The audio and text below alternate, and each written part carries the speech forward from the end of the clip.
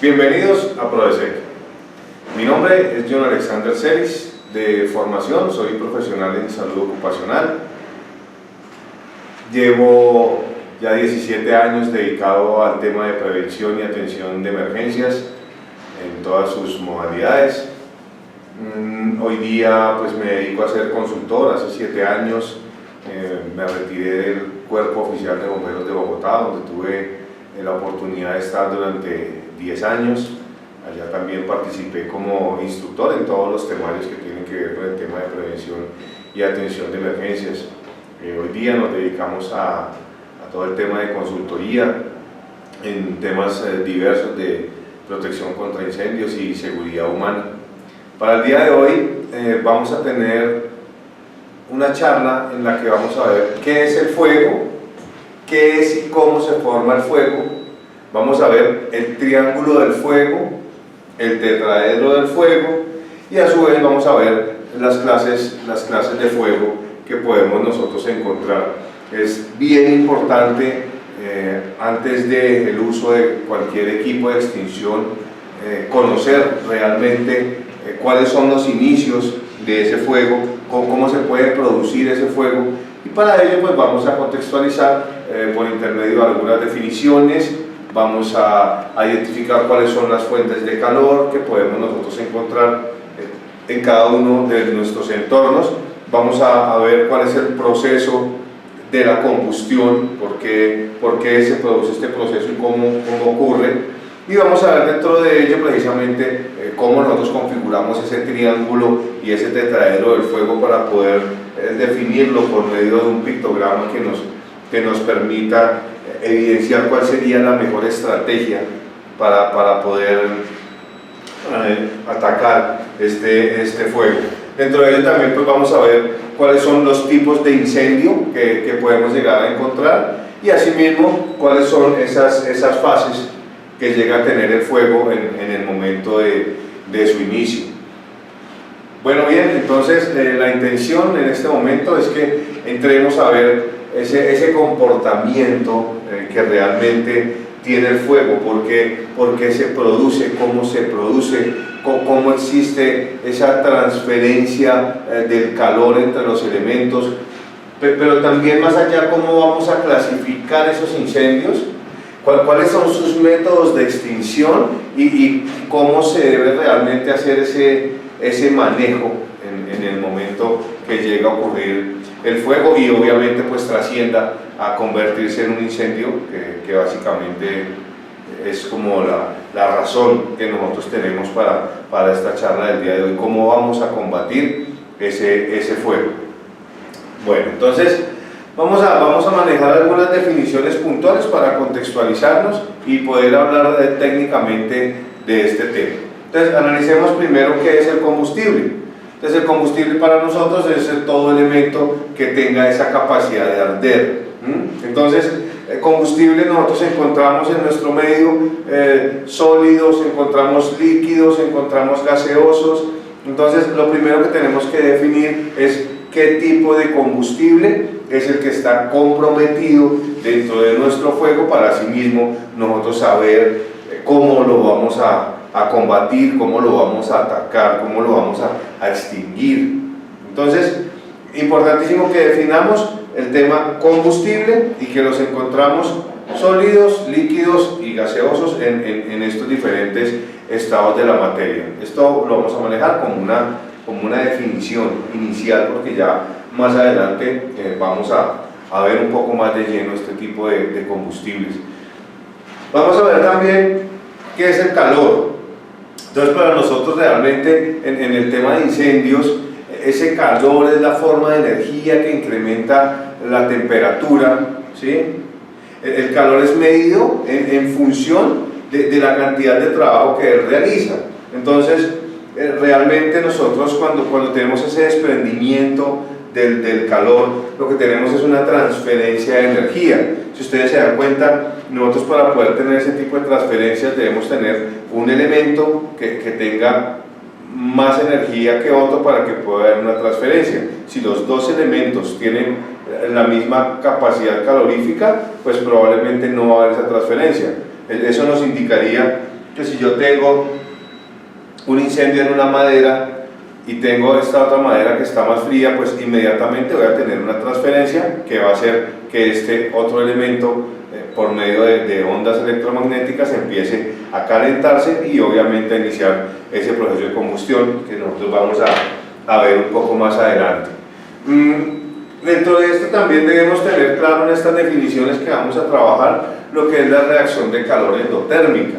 Entonces, esta reacción de calor endotérmica es donde esa sustancia absorbe la energía calórica, ¿sí? Y ella misma inicia un proceso de combustión. Eso nos puede ocurrir a nosotros en las maderas, nos puede ocurrir en los metales. Si ustedes se dan cuenta, cuando inicia el proceso de combustión en una madera, en un carbón, ven ustedes una llama incandescente, una llama realmente que no se va a ver externa, pero sí el elemento como tal está produciendo tanta calor y tanta energía que lo absorbe para sí misma y tiene ese tipo de carga.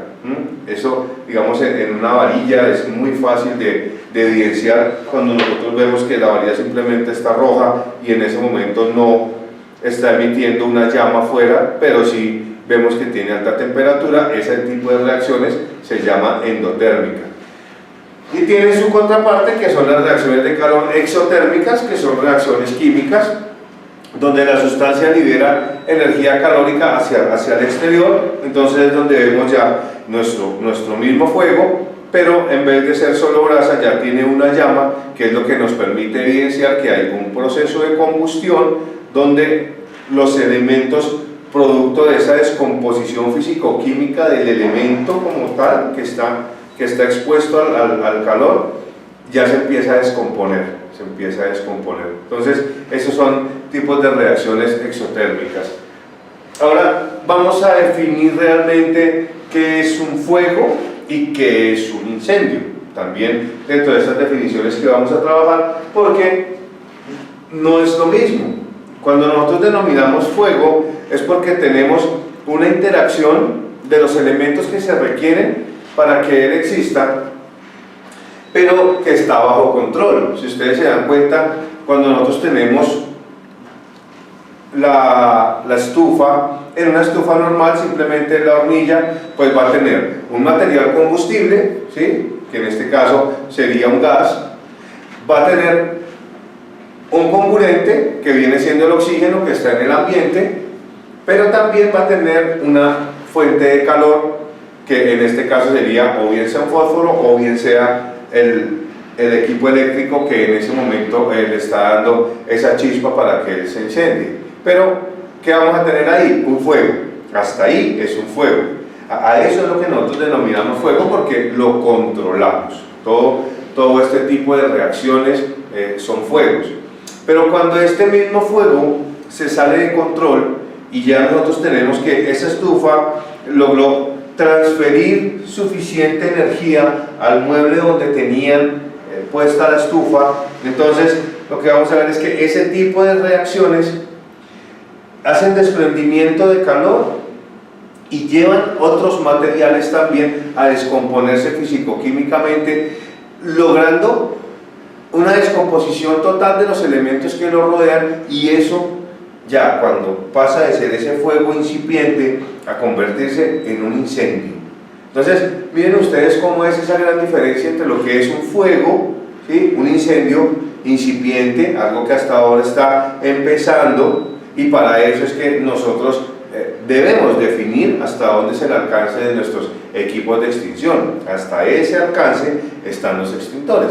Ya cuando nosotros tenemos un incendio, entonces ese fuego fuera de control se debe atender por medio de otros tipos de sistemas. Eso es bien importante que lo tengamos claro. Entonces, definido ya esto, nosotros podemos avanzar a nuestra siguiente etapa, que es empezar a definir realmente cómo se produce ese fuego, cómo son esas etapas donde nosotros vamos a interactuar con él, porque definitivamente, y esto sí es claro, la única función real es lograr combatir el fuego de la mejor forma, de la forma más eficiente. ¿Y cómo se hace?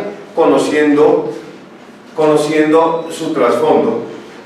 Entonces, finalmente nosotros vamos a adentrarnos un poco a lo que son esas fuentes de calor que nosotros podemos encontrar en el ambiente. Entonces, empecemos a definir. Hay unas energías calóricas del tipo mecánico, que estas las podemos encontrar en calentamientos por fricción. ¿Sí? ¿Por fricción de qué? De dos elementos que por su funcionalidad nos generen una elevación de la temperatura, ¿sí? Y generen un desprendimiento de calor hacia otros elementos. Normalmente esto ocurre en piezas mecánicas. Ese sería como nuestro primer ejemplo. El segundo ejemplo pueden ser las chispas por fricción. Entonces, simplemente dos elementos metálicos que se rocen y en ese roce produzcan chispas que a su vez van a generar elevación de la temperatura y desprendimiento de calor en otros elementos adyacentes que él encuentre en el entorno. El otro tipo de calentamiento que podemos encontrar como fuente de calor son calentamientos por compresión. Entonces, compresión por altas temperaturas dentro de equipos o cilindros que estén sometidos a diferentes cambios de presión nos van a hacer un desprendimiento de energía que a su vez van a precalentar las mismas partes del elemento que se esté comprimiendo y a su vez pues desprendimiento de calor por otros diferentes medios que ya un poco más adelante los vamos a ver. También tenemos dentro de esas fuentes de calor un calentamiento por resistencias, que básicamente son por conducciones en sistemas eléctricos, que también a su vez nos generan arco eléctrico, y ese arco eléctrico también pues produce cierto desprendimiento de calor. También la energía estática nos produce calor. Muchas veces solamente necesitamos que hayan vapores de líquidos combustibles o inflamables en el ambiente para que simplemente con el rozar de un zapato se genere la energía estática y se dé la chispa para que realmente se produzca de inmediato un fuego. Y pues obviamente tenemos ya lo que son las descargas eléctricas que nos van a generar ese tipo de elevaciones en la temperatura de los otros elementos por contacto directo. Entonces es bien importante que tengamos en cuenta ya estos tipos de fuentes de calor. ¿Por qué hacemos énfasis en las fuentes de calor? Porque todos los elementos que nosotros vamos a ver normalmente y siempre están en el ambiente. ¿Cuál es el determinante de que realmente se produzca el fuego? La fuente de calor. Y ese es como todo lo que debemos trabajar en el tema de la prevención, el tema de las fuentes de calor. Hay algunas fuentes de calor también de energía calórica nucleares que se presentan por fisión y por fusión, que son, digamos, dos situaciones que probablemente se dan en otros ámbitos industriales y de la investigación que muy pocas veces nosotros vamos a poder determinar. Ya conociendo estas características básicas, vamos a empezar a adentrarnos en el mundo del fuego. Realmente vamos a empezar a conocerlo, vamos a empezar a ver cómo se produce, cuáles son esas fases que él tiene, cómo podemos manejarlo y cómo podemos empezar a atacarlo también y a combatirlo de tal forma que seamos supremamente efectivos y eficaces en el momento que nosotros lleguemos a requerirlo. Entonces, internacionalmente hemos definido nosotros en Colombia asumir las normas NFPA, que son las normas que básicamente regulan en nuestro país, acompañados de todas las NTC, todo el tema que tiene que ver del comportamiento del fuego, el tema de protección contra incendios y seguridad humana. Entonces, dentro de ello nosotros visualizamos el triángulo del fuego. El triángulo del fuego básicamente lo que nos permite es, por intermedio de un pictograma, identificar cuáles son esos elementos que permiten que exista un fuego. Entonces, lo primero que nosotros debemos tener es un material combustible. Vamos a dejar el material combustible de color negro para identificarlo. Entonces necesitamos que exista un material combustible. Como lo veíamos antes, podemos encontrar materiales combustibles sólidos, líquidos y gaseosos. Es bien importante lograr definir qué tipo de combustible es el que yo tengo comprometido en medio del fuego. ¿Por qué? Porque de esto depende el tipo de agente extintor que yo vaya a necesitar para poder hacer ese ataque o ese combate de ese incendio que en su momento yo necesito. Entonces, recordemos, combustible, sólidos, líquidos y gaseosos. Ahora vamos a ver nuestro siguiente lado de nuestro triángulo del fuego. Él es el comburente.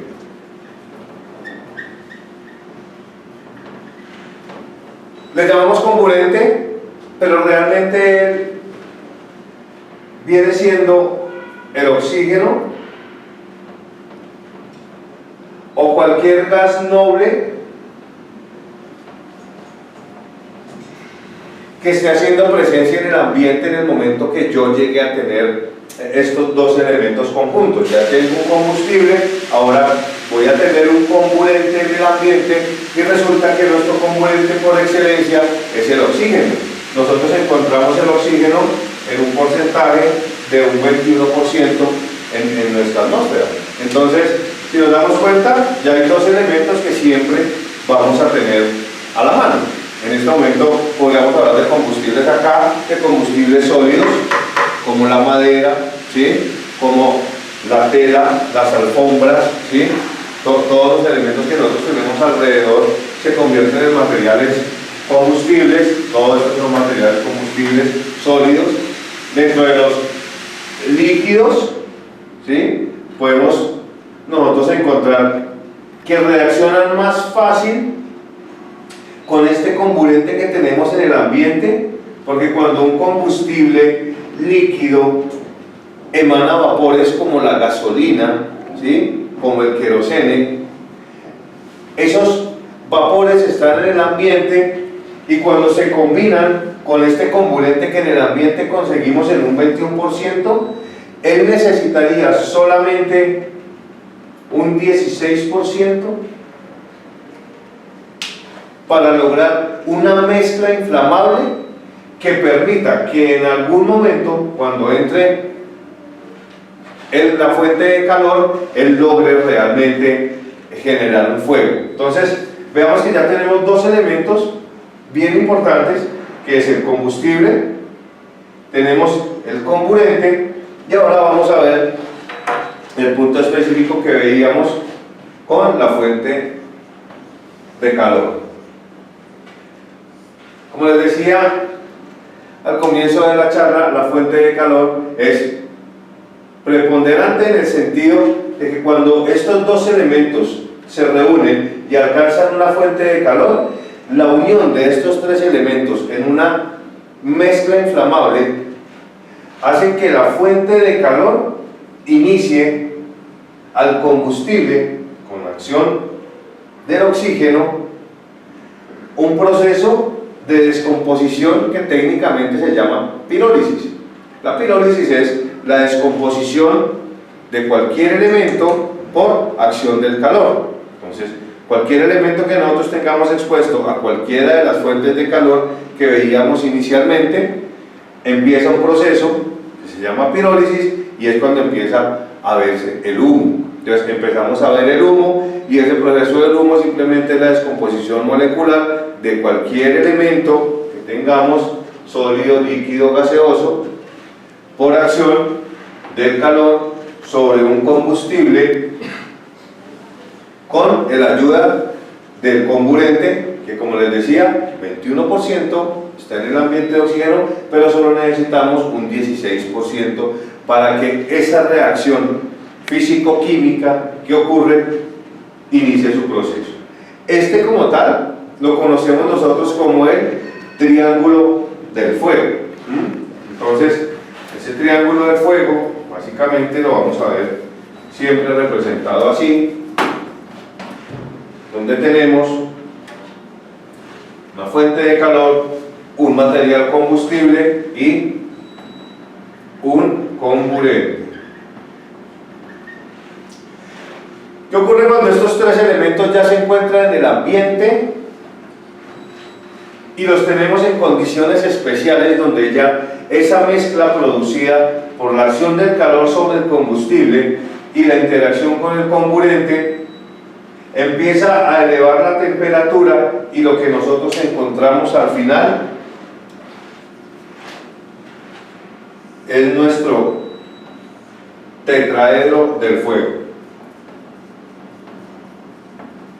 Tetraedro. El tetraedro del fuego básicamente lo que nos está explicando en su forma es que ya en esta pirámide nosotros encontramos una cara más. Ya no solo tenemos el comburente, el combustible y el calor, sino que cuando estos tres elementos los tenemos reunidos se empieza a producir un fenómeno que se llama reacción en cadena. Reacción en cadena es que los componentes del material que en ese momento esté en descomposición empiezan a salir al ambiente como el humo que nosotros vemos normalmente, de acuerdo al tipo de elemento que se esté quemando en ese momento, que esté comprometido, será el color del humo. Si nosotros vemos humo negro es porque tiene muchos carbonos. Esos carbonos realmente lo que salen al ambiente, ¿sí?, es a elevar la temperatura en los otros elementos que nosotros tengamos almacenados en el mismo recinto. Entonces salen carbonos hacia los carbonos, oxígenos hacia los oxígenos, hidrógenos hacia los hidrógenos, y todos esos radicales libres que nosotros encontramos en medio de ese proceso son los que nos van a permitir a nosotros después definir cómo vamos a atacar nuestro incendio. Esta última parte que nosotros veíamos realmente es lo que conocemos como la llama. Entonces, nuestro triángulo del fuego vino convirtiéndose poco a poco, ¿sí?, después de tener un material combustible, un comburente y una fuente de calor, los tres reunidos en condiciones especiales donde se hace una mezcla rica para que pueda existir esa llama y se sostenga. Entonces ya nosotros en nuestro pictograma lo convertimos en el tetraedro del fuego. Entonces vamos a ver nosotros cómo este tetraedro del fuego se empieza a ver reflejado en el fuego como tal. Entonces vamos a empezar a ver cómo es el proceso, cómo se hace esta transferencia, cómo después de que yo ya tengo este triángulo de fuego convertido en tetraedro, esta fuente de calor, por el desprendimiento de energía, se empieza a transferir, y ese es ahí donde el fuego empieza a convertirse poco a poco realmente en un incendio. Entonces, ejemplos básicos. El calor se transfiere de tres formas. Una es por conducción. ¿Qué es por conducción? Es la transferencia del calor a través de los cuerpos por contacto directo. Entonces, ¿qué ocurre? Yo tengo este elemento que está incendiado y esta brasa cae sobre esta brasa. Este contacto directo es una de las formas de transferencia del calor, que ocurre exactamente lo mismo cuando nosotros tomamos nuestras manos. Entonces, tengo calor en esta mano, tengo calor en esta mano. Si esta mano está más fría, es como la condición primaria que debe existir para que haya esa transferencia. Uno de los cuerpos debe estar con menos temperatura que el otro. Entonces, ¿qué hago yo? Con esta mano que está caliente, tomo esta mano fría hasta que las dos manos llegan a su equilibrio. Este es un proceso por conducción. Ahora, nuestro mismo tetraedro del fuego, pero esa pirólisis que está ocurriendo y esa descomposición molecular de nuestro elemento hace que esos humos salgan, y cuando esos humos salen al ambiente y se combinan con el oxígeno, empiezan a desplazarse. Los humos siempre van a viajar hacia la parte alta. Entonces, ¿eso qué me estaría indicando? Que si yo tengo un fuego en una parte baja y tengo humos, los humos siempre van a ir a la parte superior y siempre van a alcanzar las partes altas. ¿Qué va a ocurrir con esos humos? Pues que esos humos van a estar calentando todos los elementos que yo tenga dispuestos dentro del recinto o dentro del área que en ese momento esté comprometida, generando precalentamientos en otras zonas donde probablemente también alcancen las temperaturas suficientes para cada uno de ellos iniciar procesos independientes de fuegos muy pequeños que todos combinados en su momento se convierten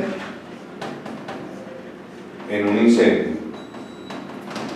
Que básicamente, como lo veíamos al inicio de la charla, que es un incendio, es un fuego fuera de control.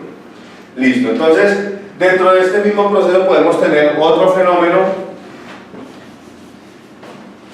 que es esa transferencia de calor por medio de la radiación. Entonces, ¿qué nos está indicando eso?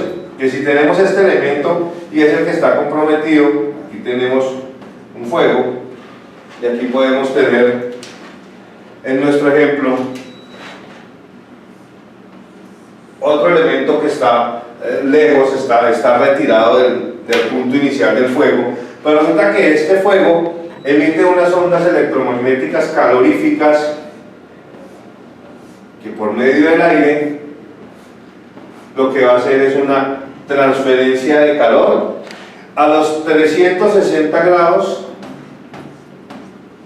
de su ubicación. ¿Qué va a indicar esto? Que no necesariamente, como veíamos en nuestro primer ejemplo, por conducción la vamos a transferir, o no solamente por medio de los humos vamos a transferir calor, sino que también este fuego por medio de ondas electromagnéticas me puede precalentar otros elementos que estén cerca y producirme otro fuego. Entonces, si nos damos cuenta, tenemos varios fuegos pequeños que realmente, después de tenerlos a todos configurados dentro de una misma habitación, un mismo recinto, lo que vamos a tener es un incendio. Recordamos nuevamente, el incendio ¿qué es? Un fuego fuera de control. Entonces, ya teniendo definido eso, definimos ya qué es el fuego, definimos nuestro triángulo del fuego, definimos nuestro tetraedro del fuego, y ahora lo que vamos a ver es cuáles son esos tipos de incendio, porque ya tenemos nuestros fuegos, y nuestros fuegos se salieron de control. Ahora, ¿qué es lo que nosotros tenemos que identificar? ¿Cuáles son esos tipos de incendio? ¿Sí? Entonces, no es lo mismo que se nos incendie una casa, a que se nos incendie un vehículo, a que se incendien los cerros, a que se incendien un tanque de almacenamiento. Entonces, de acuerdo a nuestras recomendaciones de NFPA, lo que nos dicen es que los vamos a dividir en incendios estructurales, que son todos aquellos que se presenten en edificaciones. Ya dentro de eso pues tiene unas subdivisiones, porque lo mismo, no es lo mismo atacar un incendio en una edificación de un primer nivel, a atender un incendio en un centro comercial, a atender un incendio en un jardín infantil, a atender un incendio en un centro penitenciario, atender un incendio en un hospital. Entonces, miren ustedes cómo cada una de esas consideraciones dentro de los incendios nos debe llevar a subdividir también los incendios estructurales que nosotros vamos a tener, y lo que nos va a permitir realmente es lograr definir cuáles son las edificaciones que nosotros vamos a tener comprometidas. Entonces, después de que ya las definimos cada una de ellas y les dimos su propia protección, pasamos a lo que son los incendios vehiculares. Y lo mismo, debemos tener en cuenta en qué tipo de vehículo es el incendio. No es lo mismo que se incendie un automóvil a que se incendie una camioneta que transporta líquidos inflamables o combustibles. No es lo mismo que se incendie un carro tanque o una tractomula que lleva probablemente 11.000 galones de gasolina, o probablemente si tiene varios compartimientos solo puede llevar gasolina, puede llevar ACPM, puede llevar nafta en un solo carro tanque. No es lo mismo que se incendie un vehículo de valores, no es lo mismo que se incendie una ambulancia, no. Entonces cada uno de ellos también tiene sus consideraciones.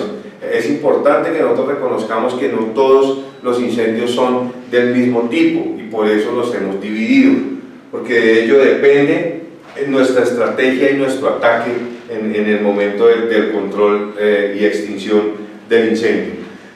Si se dan cuenta, ya vimos los estructurales, vimos los vehiculares. Ahora miremos la consideración inmensa de lo que son los incendios forestales. Incendios supremamente complicados, donde a diferencia de un incendio vehicular que de ahí no se mueve, las condiciones de topografía y clima no son las mismas consideraciones que se deben tener en cuanto a un incendio forestal.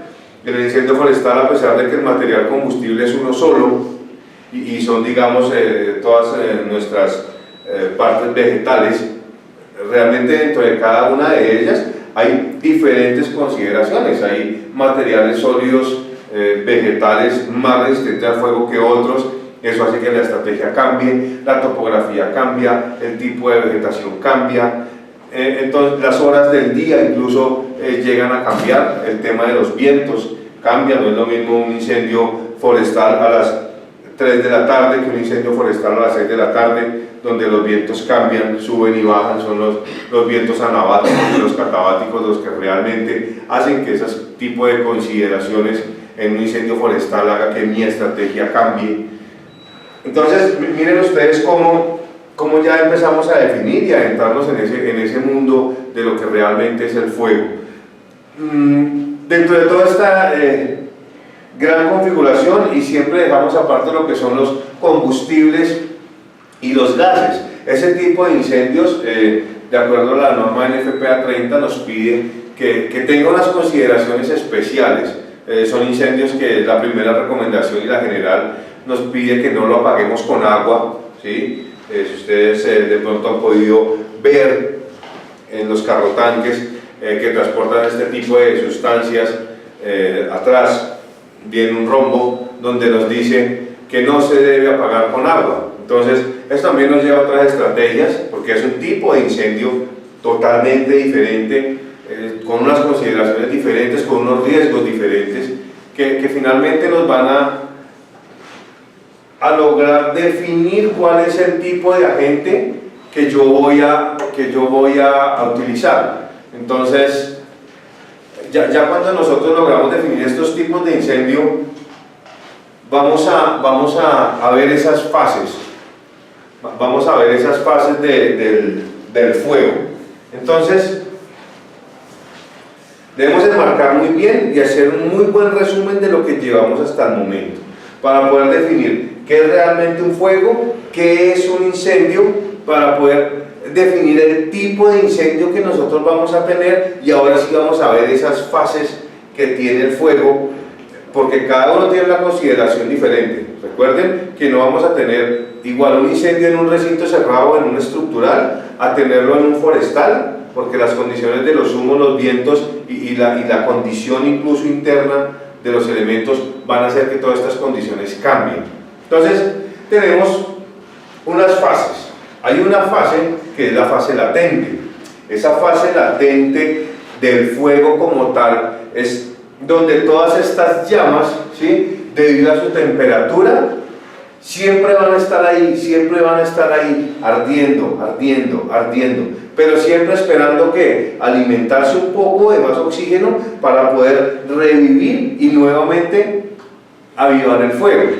Entonces miren ustedes cómo es bien importante en esta fase, que es la fase que normalmente nosotros no alcanzamos a ver, porque ya cuando llegamos casi que ha pasado a la siguiente fase, que es la fase incipiente o la fase de humos. En esta fase es en la que más personas mueren debido a esa inhalación de esos humos que son absorbidos por el cuerpo y obviamente pues generan gran daño, quemaduras de vías aéreas y pérdida de conocimiento que hacen que finalmente las personas no puedan salir a un lugar seguro. Normalmente cuando este tipo de eventos ocurren en esos recintos cerrados donde las personas están durmiendo, no logran ver el incendio de una manera pronta y ya en esa fase incipiente de humos hay una gran formación de humo que impide incluso la visibilidad para los cuerpos de socorro. Y ya la siguiente fase es una fase de libre combustión. Aquí básicamente aparecen las llamas quemándose en gran cantidad todo el combustible y generando altísimas temperaturas que ya pasan de generar daños a las vías aéreas a generar daños físicos con quemaduras de primero, segundo y hasta tercer grado si las personas no están protegidas.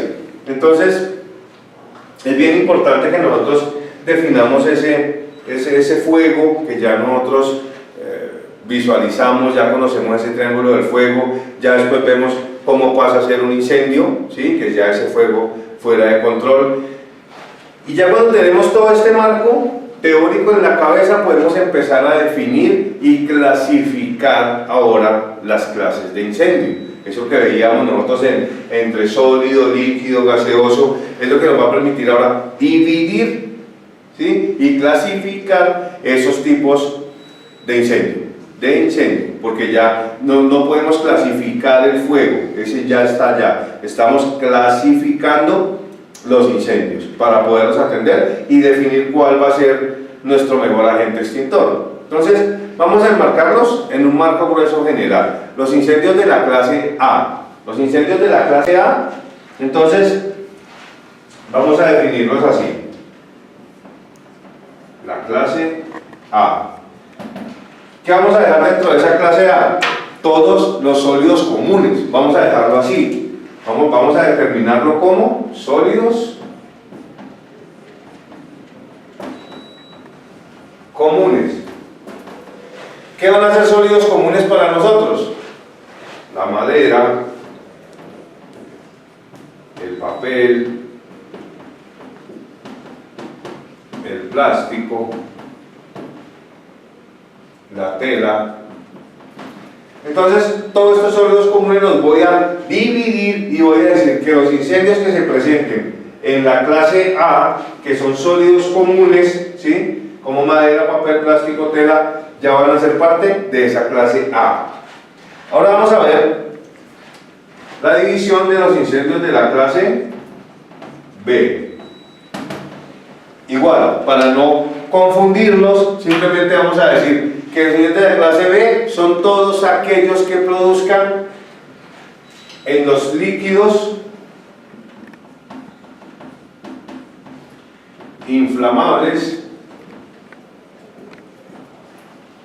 Ojo con esto, porque los líquidos se dividen en inflamables y combustibles de acuerdo a su temperatura. Entonces, nosotros tenemos como punto de partida la gasolina con 37.8 grados de temperatura, que nos dice que siempre va a estar emanando vapores, y de ahí para allá la tabla de la NFPA la deja como un líquido inflamable, a diferencia de la CPM, que también es como un punto de inflexión donde me dice que la CPM está por debajo de esa temperatura y que deberíamos precalentarlo para que pueda emanar vapores suficientes como los que emana una gasolina. Eso que me indica que él es un combustible. Entonces tenemos líquidos inflamables, combustibles, y en general lo podemos enmarcar en todo lo que sean los derivados del petróleo. Derivados del petróleo. Entonces, realmente los incendios de la clase B podemos dejarlos en un gran marco, que realmente son todos aquellos que se produzcan en líquidos inflamables, combustibles, derivados del petróleo. Ahí está la parafina, ahí están todos aquellos elementos que nosotros podamos llegar a tener que sean producto de un derivado del petróleo. Entonces, ahora vamos a pasar a la siguiente clase. La siguiente clase son los incendios de la clase C. Los incendios de la clase C debemos quedar muy claros y son aquellos incendios que se presentan en equipos energizados. Equipos energizados. Vamos a poner un ejemplo claro. No es lo mismo que nosotros tengamos un televisor que esté conectado a la corriente eléctrica, que esto para nuestro caso sería un incendio de la clase C. Pero si ese mismo televisor está sin conectar a la corriente eléctrica, de inmediato él se convierte en un incendio de la clase A, porque entra a ser un sólido común. Entonces, bien importante que incendios de la clase C los vamos a dejar en todos aquellos que se produzcan en equipos energizados. Entonces, incendios de la clase C, todos aquellos que se produzcan en equipos energizados. Si el equipo no está energizado, en ese momento no es un incendio de la clase C. Es una gran consideración porque esto nos depende el tipo de agente extintor que yo voy a utilizar en medio de ese incendio. Pasemos entonces a los incendios de la clase D. Los incendios de la clase D son aquellos que se producen en metales. Entonces, lo vamos a dejar en un gran grupo porque dentro de esos metales pues, puede ser un incendio en magnesio, en titanio, en circonio, en sodio, en potasio, y son más como esos incendios que se producen en medio de las aleaciones, en las siderúrgicas, que es donde realmente llegaríamos a ver un incendio de esta magnitud. Pues ya porque para tener un incendio de la clase debemos sobrepasar los 700 grados de temperatura para poder derretir por lo menos un aluminio. Entonces vemos que no son incendios que los vayamos a ver fácilmente, pero los vamos a dejar enmarcados en esa gran clase que son en metales, incendios en metales combustibles.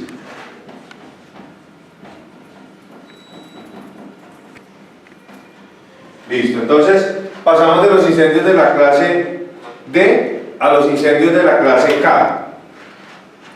Vamos a ver los incendios de la clase K, que básicamente son aquellos incendios que se han discriminado, se han dejado aparte para poder manejar las grasas